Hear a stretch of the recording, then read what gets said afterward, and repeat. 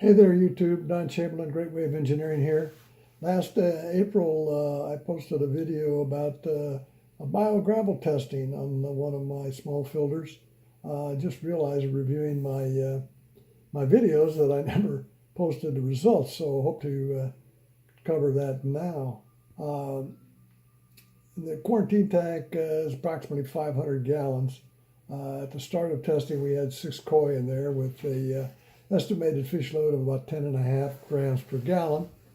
And I was feeding 44 grams per day. And so on March 20th, I doubled this to 88 grams per day. At first, the koi seemed to be eating well, but then I noticed they were kind of backing off. So on the 21st of March, I reduced that feeding to 64 grams per day. And on the 25th, we did some water tests, found out that the nitrite was still at about 1/10 of a part per million. And so we reduced it further to 44 grams per day, and then the nitrite returned to 0. So this was with the mini in the filter. And so basically we concluded that with mini, we could feed a fish load of 10.5 grams per gallon with about 44 grams per day without seeing any nitrite. So that was sort of our baseline for the testing. As shown in the log that we keep on the pond control system, the media was changed to 12 kilograms of BioGravel on the 8th of April. The volume was basically the same, but because the BioGravel is significantly more dense, the weight is increased significantly compared to the 10 kilograms of mini that was in there previously. So after changing the media, the feeding was reduced, since it was brand new media, to 24 grams per day. On the 12th of April, we increased that a bit to 44 grams per day. And this was the level that we were able to sustain with the mini. And on the 17th of April, we increased that again to 64 grams per day. However, on the 22nd of April, we tested the water and we found that we had 0.25 parts per million nitrite. So we took it back down to 44 grams a day again. However, on May 8th, we took it up to 52 grams. And then we took it up to 64 grams per day on the 14th of May. At this point, the media appeared to be cycled. We weren't seeing any more nitrite. So now we were really ready to start our testing. So on the 28th, we increased the feeding to 72 grams per day. On June 12th, it was up to 80 grams per day. On the 18th of June, up to 88 grams per day. And on the 25th, up to 96 grams per day.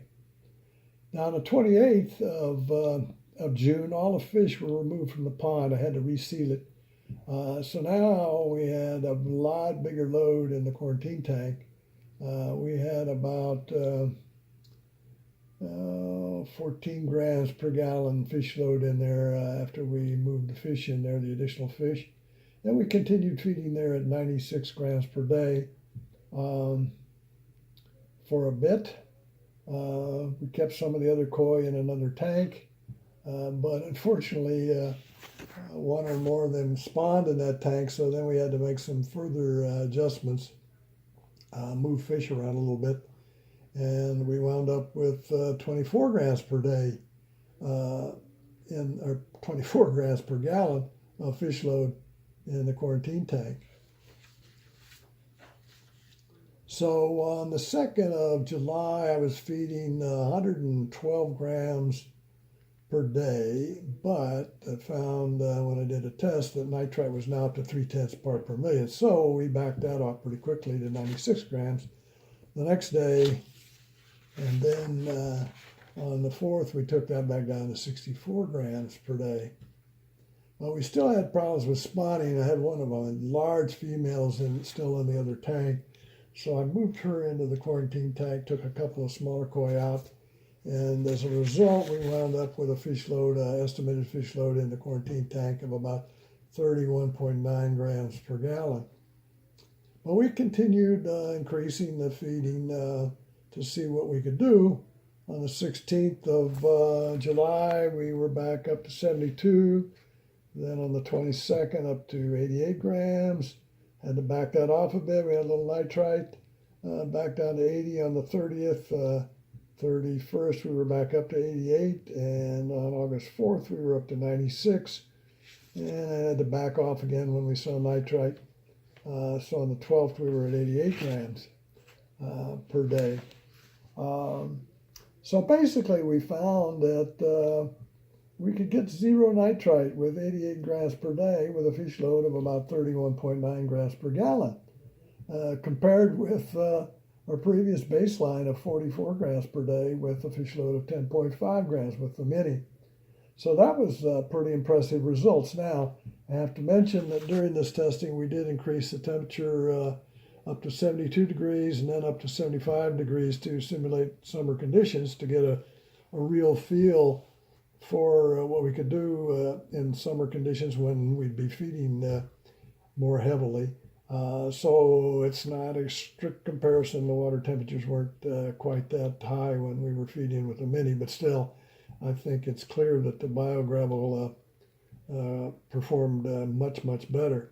So anyway, that's the results. We'd love to hear your comments, and happy koi keeping.